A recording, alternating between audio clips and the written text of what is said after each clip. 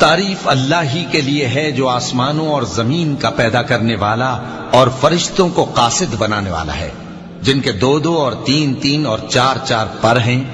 وہ اپنی مخلوقات میں جو چاہتا ہے بڑھاتا ہے، بے شک اللہ ہر چیز پر قادر ہے۔ اللہ جو لوگوں کے لیے اپنی رحمت کا دروازہ کھول دے تو کوئی اس کو بند کرنے والا نہیں، اور جو بند کر دے تو اس کے بعد کوئی اس کو کھولنے والا نہیں، اور وہ غالب ہے، حکمت والا ہے۔ لوگو، اللہ کے جو تم پر احسانات ہیں ان کو یاد کرو۔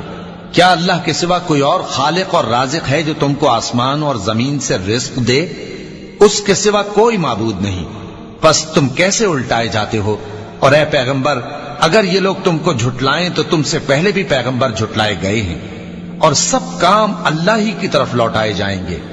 لوگو، اللہ کا وعدہ سچا ہے تو تم کو دنیا کی زندگی دھوکے میں نہ ڈال دے، اور نہ بڑا فریبی یعنی شیطان تمہیں اللہ کے نام سے فریب دے۔ شیطان تمہارا دشمن ہے، تم بھی اسے دشمن ہی سمجھو۔ وہ اپنے پیروں کے گروہ کو بلاتا ہے تاکہ وہ دوزخ والوں میں ہو جائیں۔